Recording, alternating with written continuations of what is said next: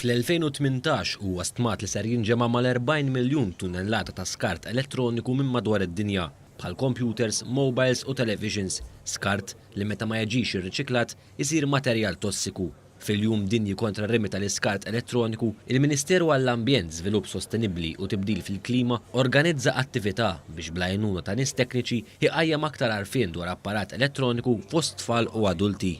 Id-Direttura għall-Ambjent u t-Tibdil fil-Klima, Ruth Debrinkat, spjegat li l-għana huwa li permezz ta' attivitajiet ta' dan it-tip titqajjem kuxjenza dwar l-maniġġjar u laqal fejn jidħol ir-rimi tal-iskart elettroniku. Illum qed niċċelebraw International E-Waste Day.